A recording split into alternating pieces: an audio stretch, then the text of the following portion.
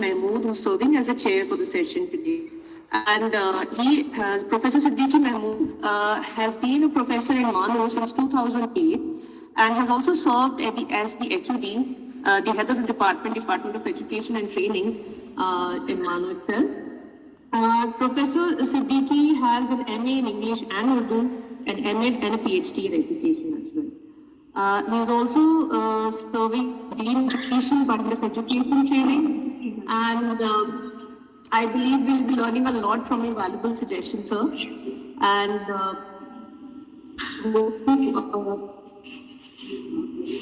being inspired by your work again. So I've just given a very brief introduction because as one of the participants stated that we're running late. And as co-chair, we have with us Dr. Afaq Nadeem Khan, Associate Professor, Department of Educational Studies, Jamia Millia, Islamia. Dr. Afaq has been formerly worked as an assistant professor at Maulana Azad National University, Manu, since 2012, and has joined Jamia in 2023. He has authored various books, papers, seminars, conferences, and invited lectures as well. So, choose to formally welcome both the chair and the co-chair, and with your permission, we formally begin.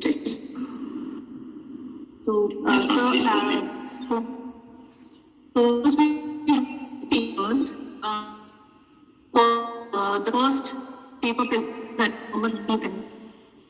With permission, we begin.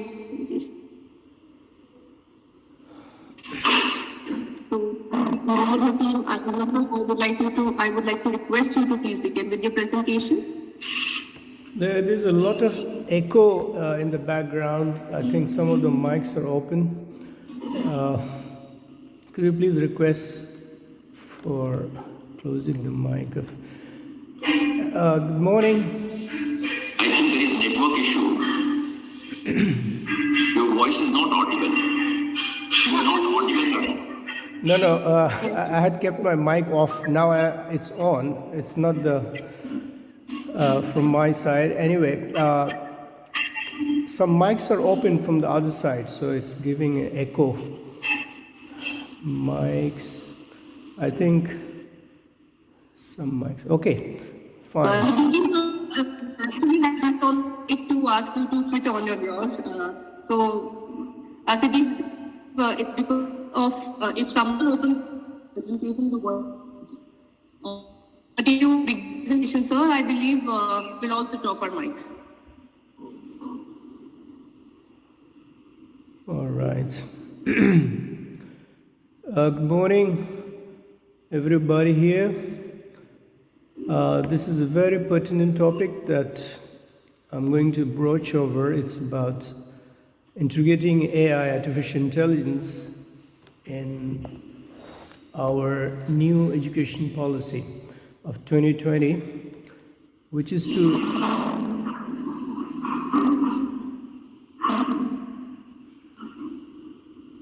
ensure that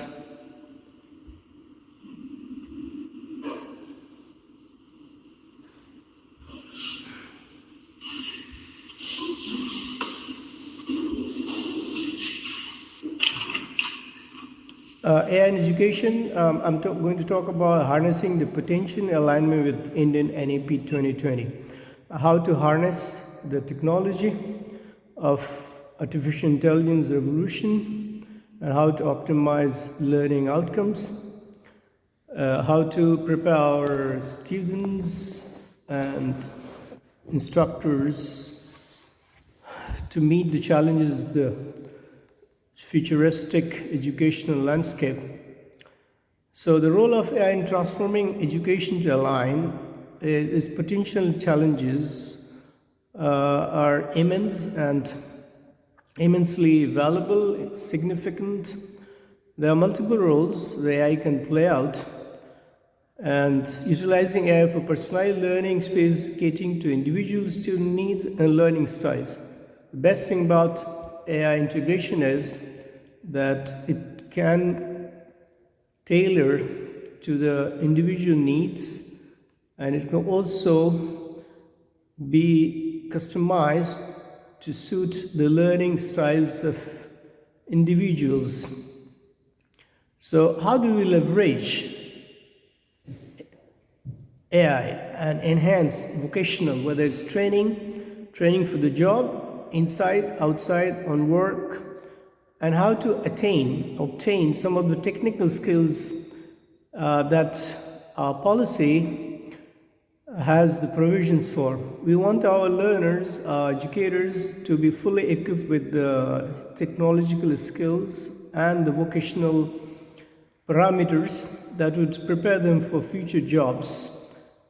And with the alarming rate of AI integration to all programs and education programs, which has touched the facets and boundaries of almost every subject, it hasn't spared anything. So we're going to have loads of integration and loads of AI involvement.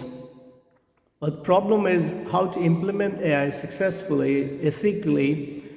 Probably there are so many tasks like automated assessment, providing real-time feedback to improve learning outcomes. The best thing about AI is that the educator, teacher in the classroom doesn't have to wait for it gives instantaneous feedback on the pros and cons, the shortcomings, and the areas, the gulf where the students are lacking.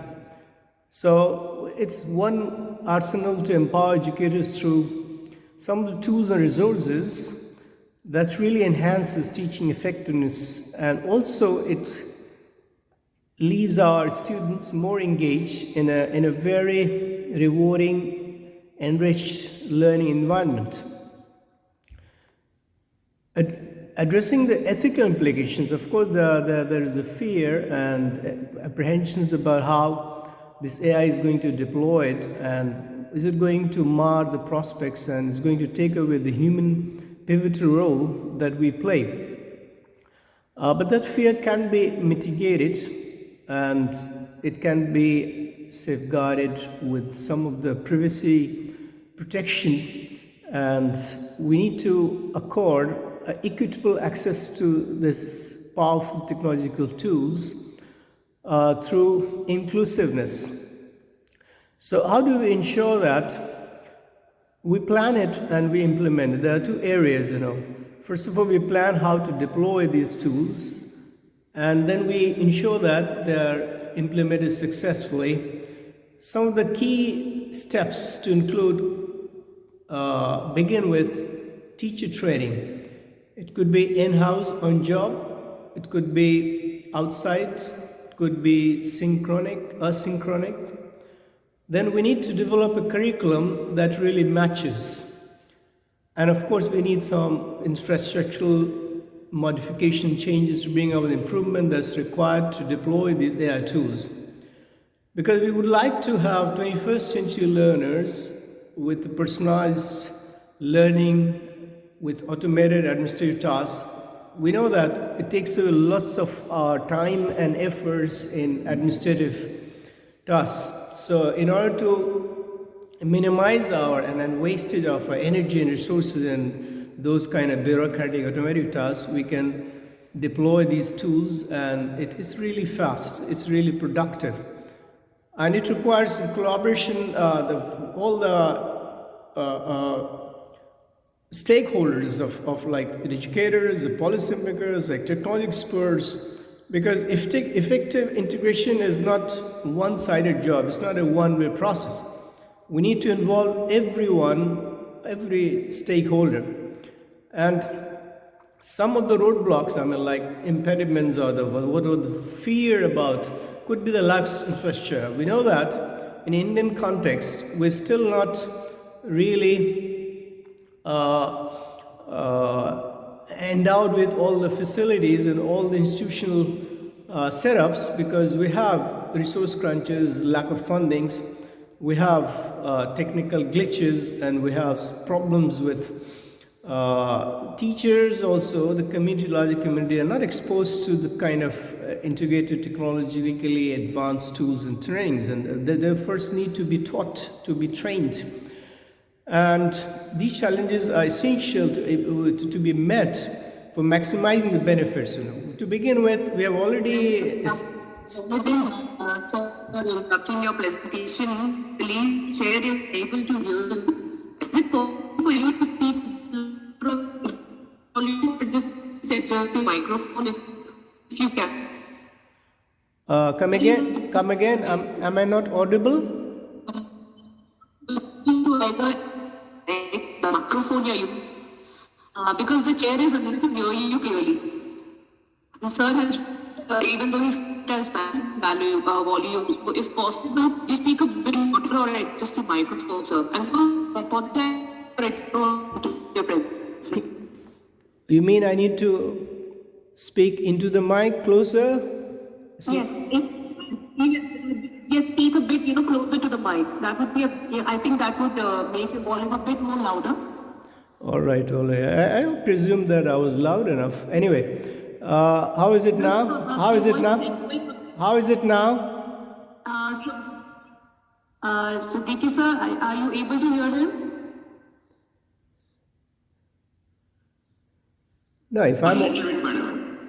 Little bit. Not to him, but your voice is audible a little bit. Okay.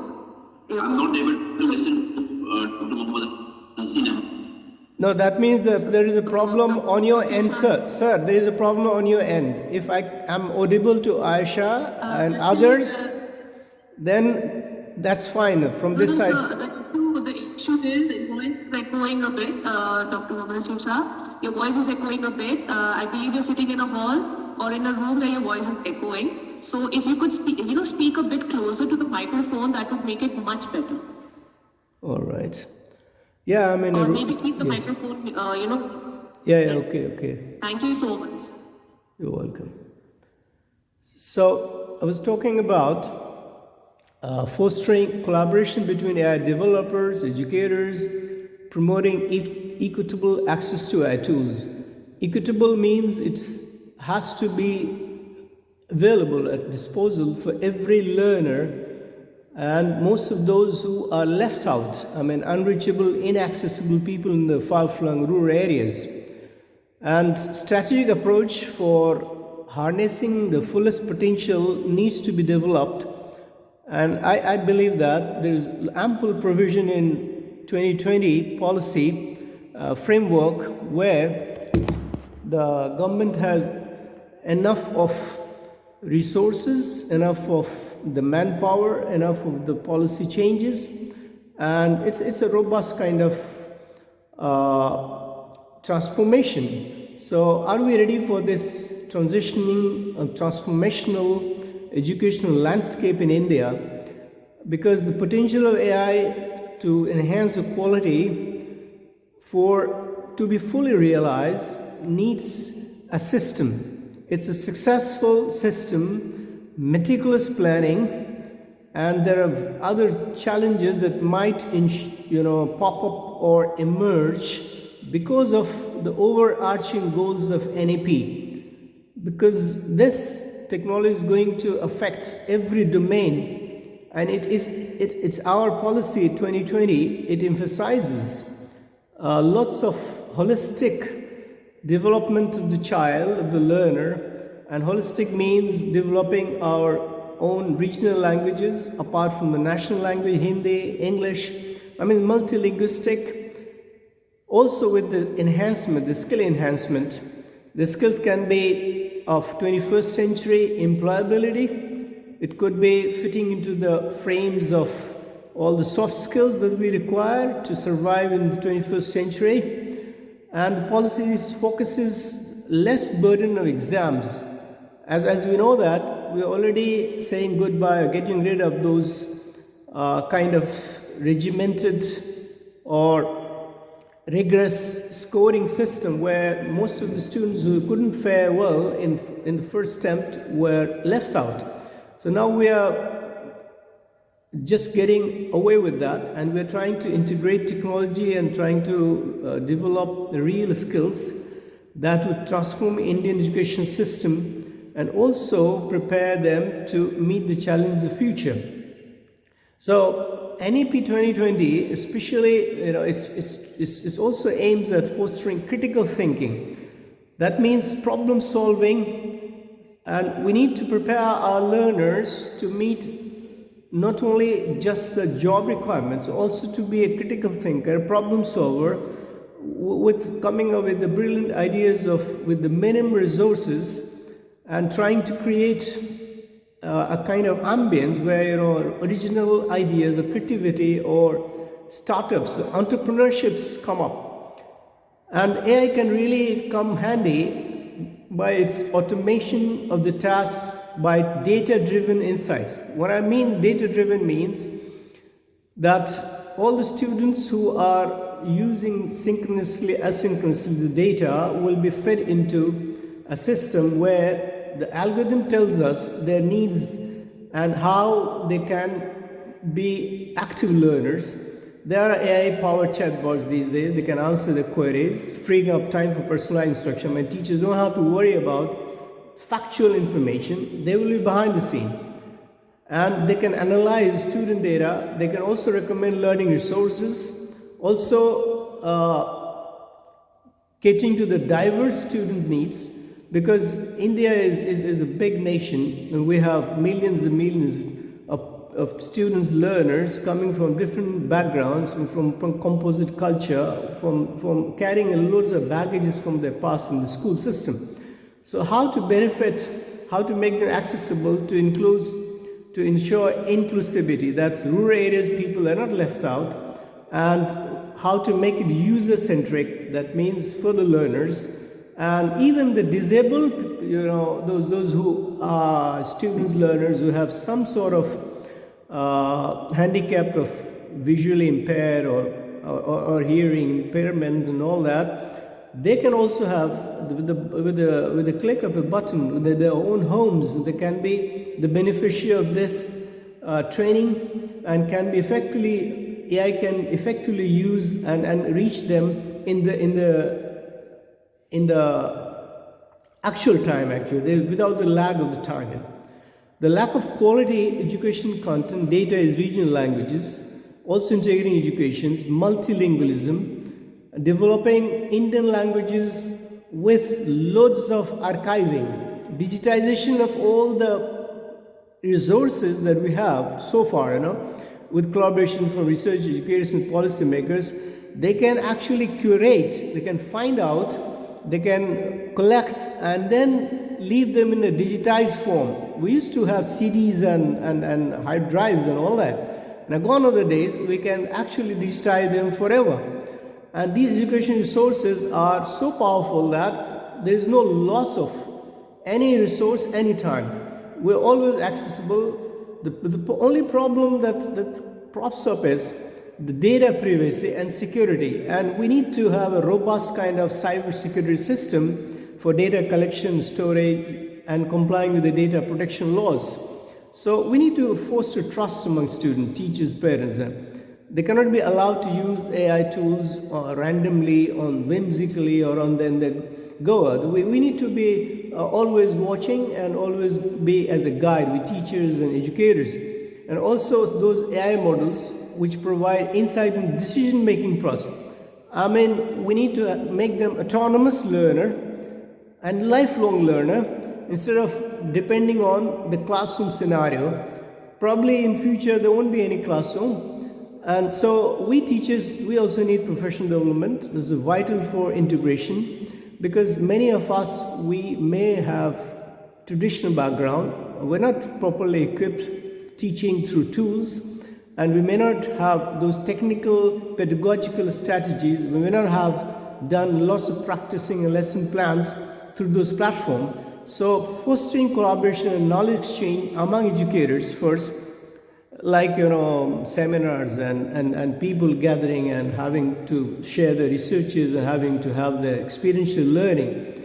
These will form a kind of base.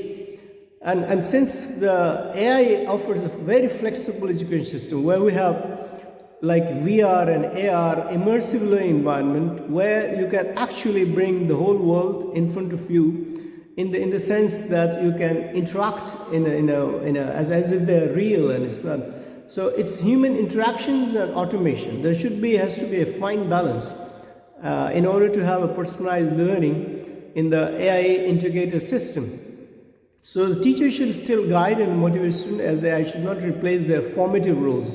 We are not going to be replaced.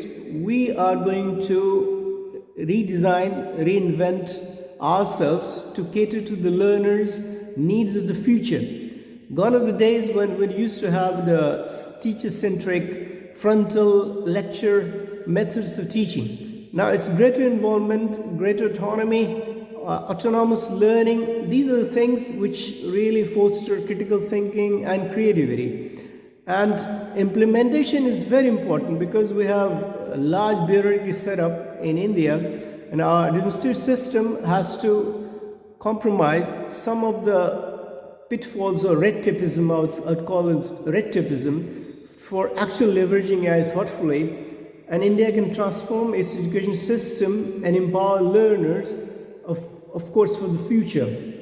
So we need to rely heavily on digitization, also the use of AI in education, also personalized learning experiences for administrative tasks, automation of feedback, automation of assessments, also considering the prospects of revolutionizing teaching. Learning methodologies can also be adopted and can be tweaked, can be digitized, can be rapidly transformed in learning landscape, utilizing personalized and improved administrative tasks. Also, we need to gather together, wrap our heads around the entire system of how to deal with AI in education and how to harness it.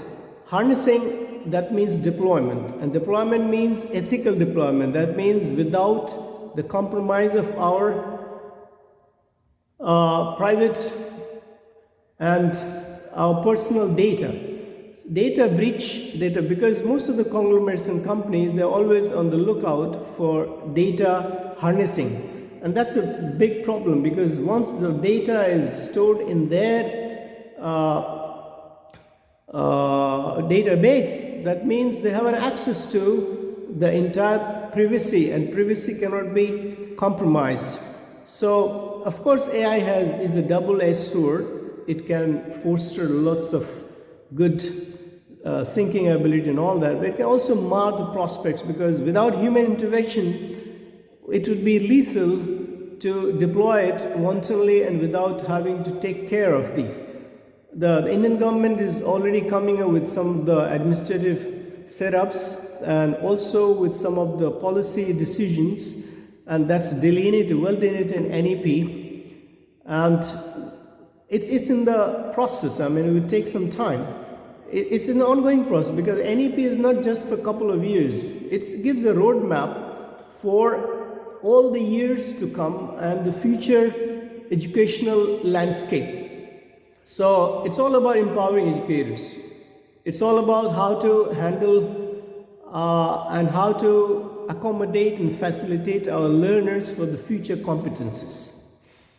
I guess I'm going to wrap up with this, because AI is such a vast area. I can keep on broaching over its pivotal role in how it can be harnessed, and the world over is harnessing it.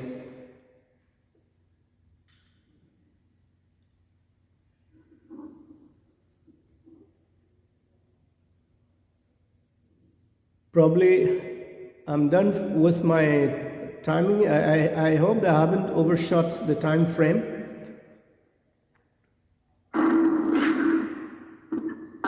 Sir, a bit, because we do have the remaining 4 presentations as left to be done before 11:30. So that's the reason I was raising my hand. And sir, if you're done with the presentation, are you done with the presentation? I can talk for a while. I mean, if the audience would like to pose questions and all that, I mean, I'm quite desirous to cater to the queries regarding AI, how it can be. I mean, I'm expecting the reaction of the audience. Let it be a more interactive session than, it's all about how we... That's true, that's true.